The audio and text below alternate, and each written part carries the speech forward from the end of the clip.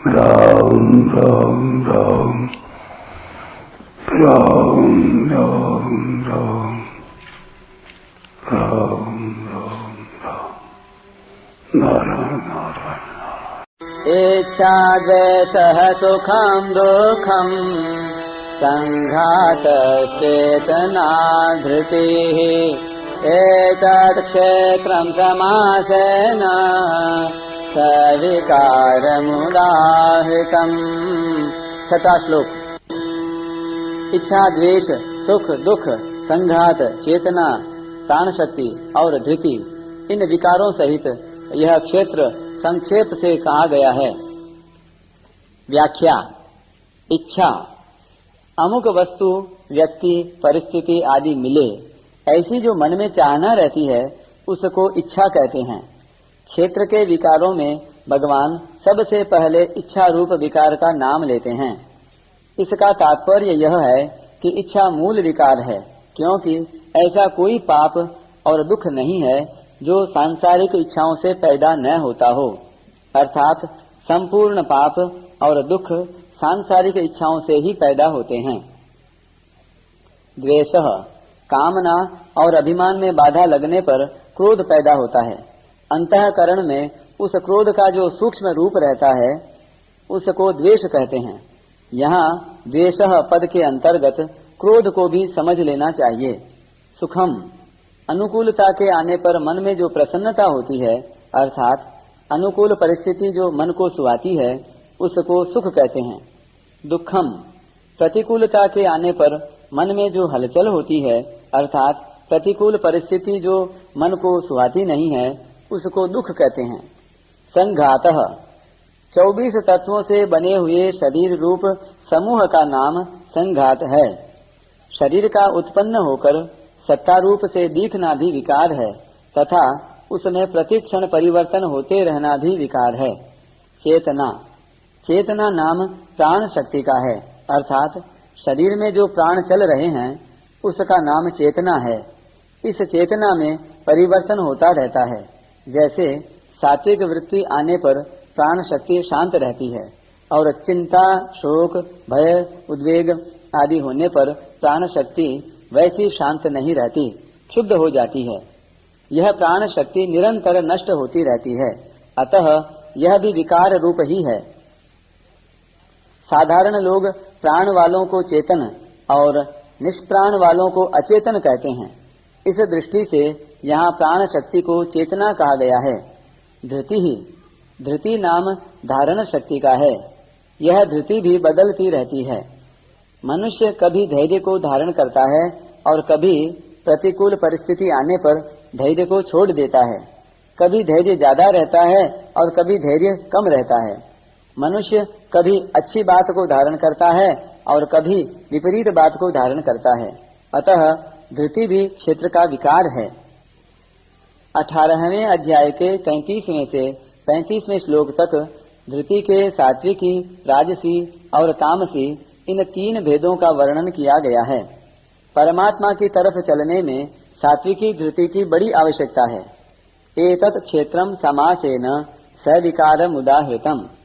जैसे पहले श्लोक में इदम शरीरम कहकर व्यष्टि शरीर से अपने को अलग देखने के लिए कहा, ऐसे ही दृश्य से दृष्टा को अर्थात क्षेत्र और उसमें होने वाले विकार से दृष्टा को अलग दिखाने के लिए यहाँ एतत् पद आया है।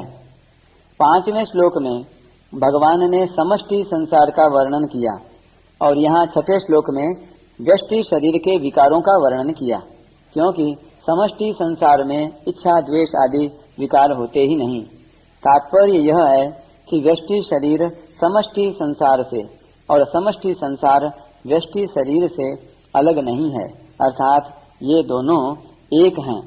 जैसे इसी अध्याय के दूसरे श्लोक में भगवान ने क्षेत्रज्ञ के साथ अपनी एकता बताई, ऐसे ही यहाँ व्यष्टि शरीर और उसमें होने वाले विकारों की समष्टि संसार के साथ एकता बताते हैं। आगे 21वें श्लोक में भगवान ने पुरुष की स्थिति शरीर में न बताकर प्रकृति में बताई है। पुरुषः प्रकृतिस्थो ही। इससे भी सिद्ध होता है कि पुरुष की स्थिति संबंध व्यष्टि शरीर में हो जाने से उसकी स्थिति समष्टि प्रकृति में हो जाती है, क्योंकि व्यष्टि शरीर और समष्टि प्रकृति दोनों एक ही हैं।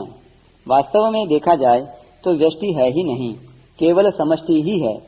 व्यष्टि केवल भूल से मानी हुई है।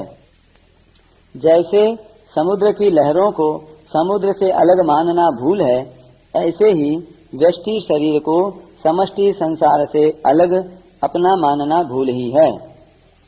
विशेष बात, क्षेत्रज्ञ जब अविवेक से क्षेत्र के साथ अपना संबंध मान लेता है, तब क्षेत्र में इच्छा, द्वेष आदि विकार पैदा हो जाते हैं। क्षेत्रज्ञ का वास्तविक स्वरूप तो सर्वथा निर्विकार ही है।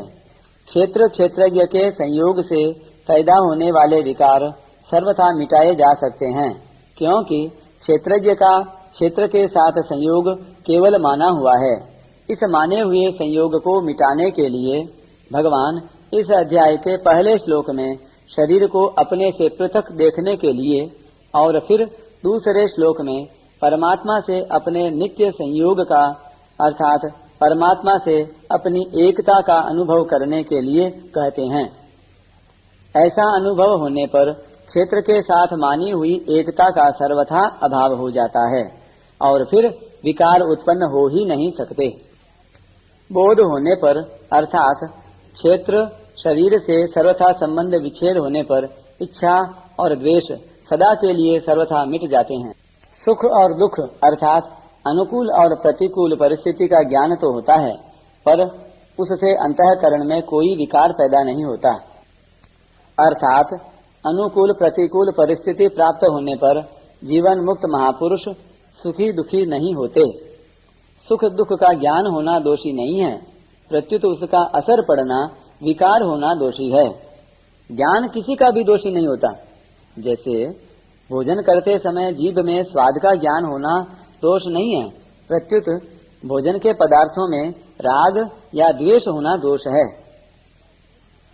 जीवन मुक्त महापुरुष का संघात अर्थात शरीर से किंचिन मात्र भी मैं मेरेपन का संबंध न रहने के कारण उसका कहा जाने वाला शरीर यद्यपि महान पवित्र हो जाता है, तथापि प्रारब्ध के अनुसार उसका यह शरीर रहता ही है। जब तक शरीर रहता है तब तक चेतना भी रहती है, अर्थात प्राण शक्ति भी रहती है। परिश्रम होने पर उसमें चंचलता आती है, नहीं तो वह शांत रहती है। साधनावस्था में जो सात्विक की धृति थी वह बोध होने पर भी रहती है, परंतु अंतःकरण से तादात्म्य न रहने से तत्वज्ञ महापुरुष का चेतना और धृति रूप विकारों से कोई संबंध नहीं रहता। तात्पर्य यह हुआ कि शरीर के साथ तादात्म्य होने से जो विकार होते हैं वे विकार बोध होने पर नहीं होते। संघात, चेतना और धृति रूप विकारों के रहने पर भी उनका स्वयं पर कुछ भी असर नहीं पड़ता। परिशिष्ट भाव, क्षेत्र के साथ संबंध रखने से ही इच्छा, द्वेष, सुख, दुख आदि विकार क्षेत्रज्ञ में होते हैं। पुरुषः सुख दुखानां भोक्तृत्वे हेतुरुच्यते। इच्छा, द्वेष आदि सभी विकार तादात्म्य जड़ चेतन की ग्रंथि में हैं। तादात्म्य में भी ये विकार जड़ अंश में रहते हैं। यहाँ भगवान ने 24 तत्वों वाले शरीर को तथा उसके 7 विकारों को एतत् यह कहा है, एतत् क्षेत्रम। इसका तात्पर्य है कि स्वयं क्षेत्र से मिला हुआ नहीं है, प्रत्युत सर्वथा अलग है। स्थूल, सूक्ष्म और कारण तीनों ही शरीर एतत् पद के अंतर्गत होने से हमारा स्वरूप नहीं है।